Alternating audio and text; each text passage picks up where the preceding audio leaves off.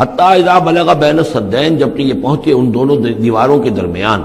وجد من دونہما قوما، تو انہوں نے پایا ان دونوں کے ورے ایسے لوگوں کو، لا یکادون یفقہون قولا، یہ لوگ بھی ایسے تھے غیر متمدن، کوئی بات سمجھتے نہیں تھے، یعنی زبان ایسی ہوگی کہ جو ان کی سمجھ میں نہیں آ رہی تھی، لیکن یہ کہ کسی نہ کسی ذریعے سے انہوں نے اپنا ایک مطلب، اپنی ایک عرضداشت پیش کی۔ قالوا یا ذا القرنین، انہوں نے کہا کہ اے ذو القرنین، ان یاجوج و ماجوج مفسدون فی الارض، یاجوج اور ماجوج جو قومیں ہیں یہ زمین میں بہت فساد مچانے والی ہیں، فہل نجعل لک خرجا، تو کیا ہم آپ کے لیے ایک سالانہ خراج مقرر کر دیں، الی ان تجعل بیننا و بینہم سدا، اس کے عوض کہ آپ ہمارے اور ان کے درمیان ایک سد تعمیر کر دیں، ایک دیوار حائل کر دیں کہ وہ ہم پر حملہ آور نہ ہو سکے، یعنی درے کو بند کر دیا جائے۔ یوں سمجھیے جس اصول پر کہ آج کل ڈیم بنتے ہیں، ڈیم پہاڑی سلسلہ یوں آ رہا ہے، پہاڑی سلسلہ یوں آ رہا ہے، دریا درمیان میں سے گزر رہا ہے، آپ نے اس گزرگاہ پر ایک دیوار کھڑی کر دی تو یہ گویا کہ ایک آرٹیفیشل لیک کریٹ ہو گئی، پانی یہاں جمع ہو رہا ہے۔ تو اگر پہاڑی سلسلے دو چل رہے ہوں، ان کے درمیان جو راستہ ہے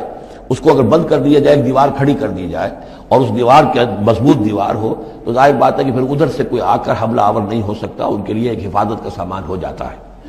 یہاں یہ سمجھ لیجئے کہ یاجوج ماجوج سے کیا مراد ہے۔ حضرت یافس علیہ السلام، جو تین بیٹے تھے حضرت نوح علیہ السلام کے، سام، حام، یافس، سامی نسل کے بارے میں تو ہم نے بہت کچھ سمجھ لیا کہ حضرت ابراہیم بھی سامی نسل سے تھے، پھر قوم عاد بھی سام ہی کے نسل کی ایک شاخ تھی، قوم سمود بھی اسی کی شاخ تھی، یہ تمام جو ہے یہ تو سیمیٹک ریسز ہیں۔ حضرت یافس کی اولاد نے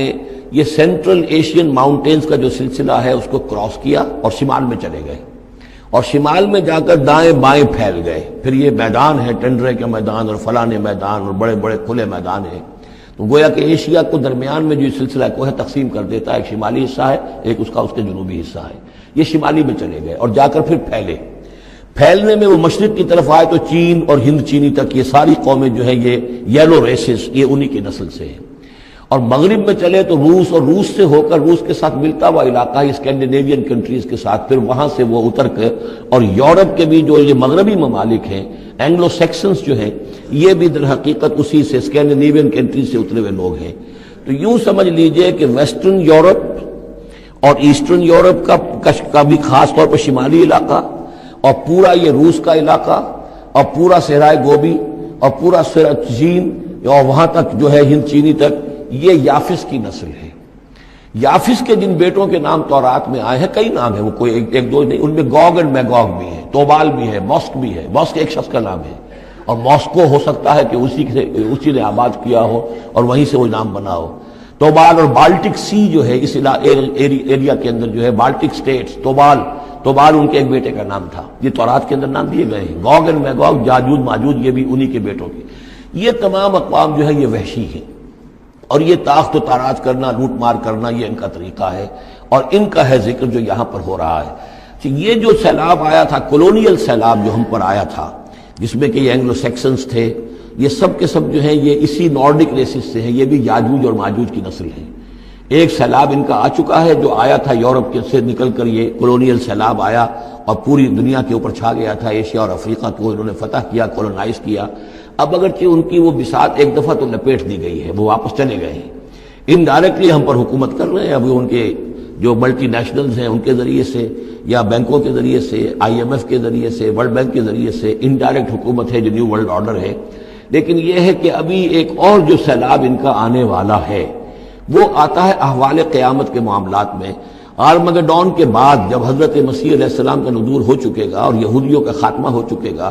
اور پھر یہ کہ تمام جو عیسائی ہیں وہ مسلمان ہو جائیں گے، عیسائیت ختم ہو جائے گی حضرت مسیح علیہ السلام کے آنے کے بعد، اور مسلمان اور عیسائی مل کر ایک ملت بن جائیں گے، سب مسلمان ہوں گے۔ اس کے بعد آخری سیلاب پھر آنا ہے جو اس کے خلاف، وہ احادیث میں آتا ہے، پھر وہ یاجوج اور ماجوج کا ہوگا۔ اور میرے نزدیک یہ یاجوج اور ماجوج جو ہیں وہ ایسٹرن علاقے سے آئیں گے، چائنا وغیرہ سے، ہند چینی سے۔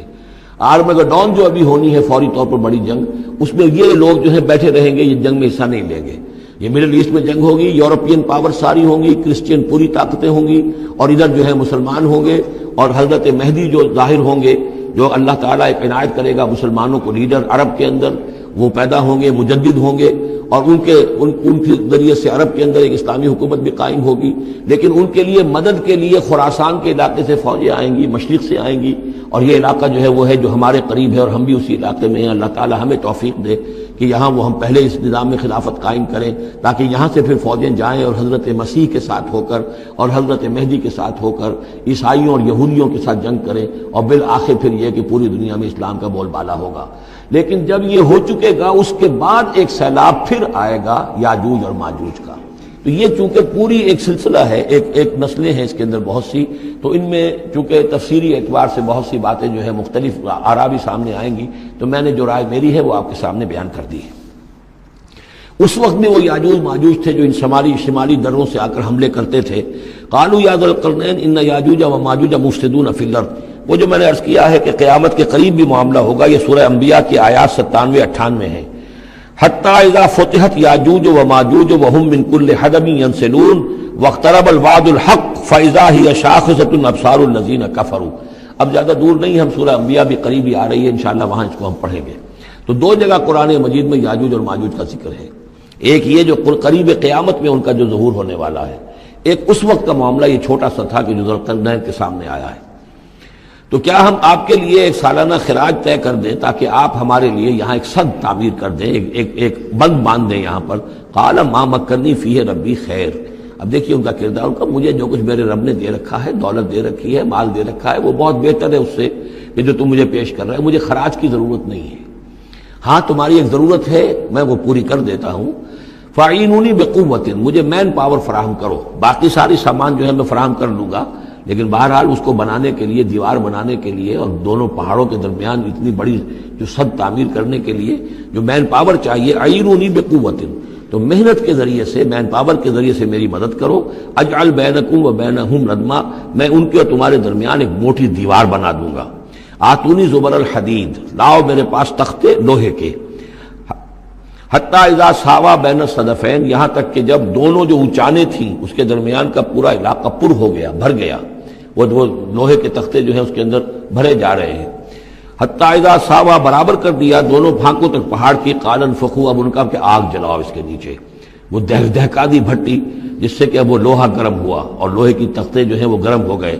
حتی اذا جعلہ نارا، جبکہ وہ سارے کے سارے لوہے کے جو تپ گئے خود اور سرخ ہو گئے۔ قال آتونی افرغ علیہ قطرہ، تو کہا لاؤ میرے پاس پگھلا ہوا تانبا کہ میں اس کے اوپر انڈھیل دوں۔ تو اس طریقے سے گرین فورس کنکریٹ سے بھی 10 گنا سمجھیے مضبوط شے انہوں نے بنا دی کہ اس میں لوہا اور پھر لوہا سیسا یا تانبا پلایا ہوا، تو اس طریقے سے ایک بڑی مضبوط دیوار قائم کر دی۔ اس دیوار کے جو آثار اب بھی موجود ہیں، دیوار تو موجود نہیں ہے، یہ داریال اور دربند کے درمیان یہ کشادہ راستہ ہے اب بھی، یہ ویسٹ کوسٹ جو ہے کیسپین کا، اس کے ساتھ اس کی لمبائی 50 میل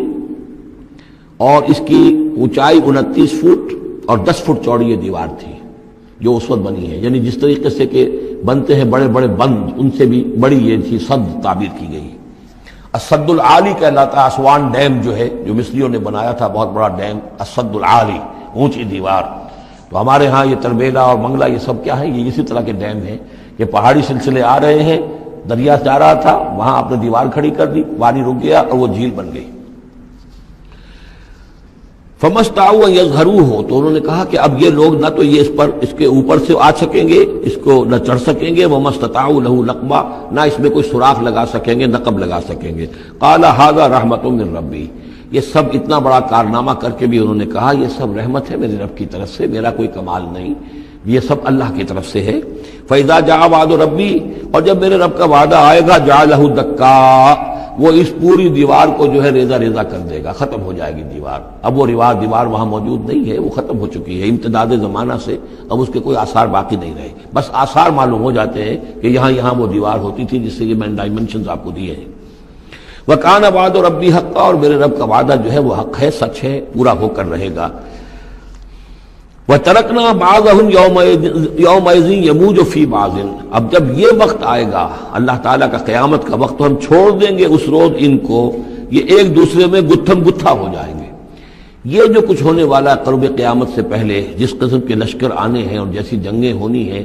اور یہ جو یاجوج ماجوج جب آئیں گے تو آتا ہے احادیث کے اندر کہ پورے دریا اور پورے سمندر پی جائیں گے، ہر چیز کھا جائیں گے. اور یہ معلوم ہوتا ہے کہ یہ چینیوں کے ہاں تو خاص طور پر سانپ بچھو جو شے ہو، کتا بلی، ہر شے چٹ کر جاتے، کوئی شے نہیں چھوڑتے. اور میں سمجھتا ہوں کہ شاید آدم خور بھی ہو یہ کہ کسی وقت میں جب ان کو ضرورت پڑے تو آدمی کو بھی کھا جائیں، تو کتے کو، بلی کو، سانپ کو، بچھو کو، ہر چیز کو کھا جاتے. تو ان لوگوں کا معاملہ جو ہے واقعتاً یہ جب ابھی تو ذرا رکے ہوئے ہیں،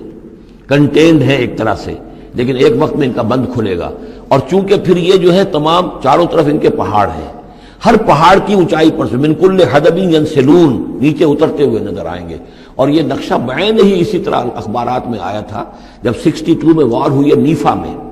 جو ہندوستان کا مشرقی جو علاقہ تھا جہاں کے چین اور بھارت کی جنگ ہوئی ہے. تو اس کے الفاظ جو اخبارات میں آئے تھے، waves after waves of Chinese soldiers were coming down the slopes.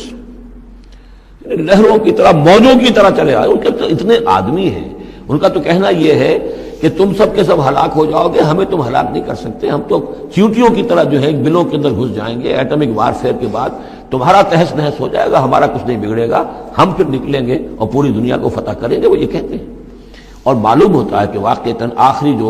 جو بھی اس دنیا کا اللہ تعالیٰ نے جو بھی ایک نظام سوچا ہوا ہے، اس میں جو قیامت سے پہلے کا سب سے بڑا واقعہ پھر یاجوج و ماجوج کا ظہور ہوگا وہ. لیکن یہ کہ اس کا یہ مطلب نہیں ہے کہ جو پہلے ہوا ہے وہ نہیں ہے. اس سے پہلے بھی یاجوج ماجوج اگر آج سے 2500 سال پہلے کا معاملہ بھی ہے تو آج سے چند سو سال پہلے کا بھی ہو سکتا تھا. یہ کسی یعنی ایک پورے یوں سمجھیے نسل کا نام ہے.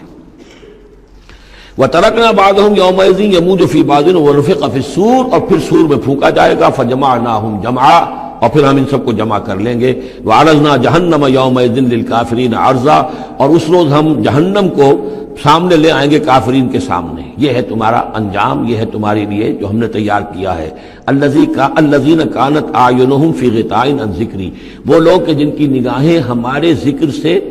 کوری ہو چکی تھیں، پردہ پڑا ہوا تھا ان پر، ہم یاد نہیں تھے، بس دنیا سامنے تھی. مسبب الاسباب کو بھول گئے تھے، اسباب پر سارا بھروسہ تھا. مادی اسباب و وسائل، مادی نعمتیں، مادی مال و اسباب، مادی چیزیں جو ہیں، یہی کی چمک دمک، یہی کی رونقیں، یہی کی شان اور شوکت، اسی کے پیچھے پڑے ہوئے تھے. وَكَانُوا لَا يَسْتَطِيعُونَ سَمْعًا، اور وہ سماعت سے بھی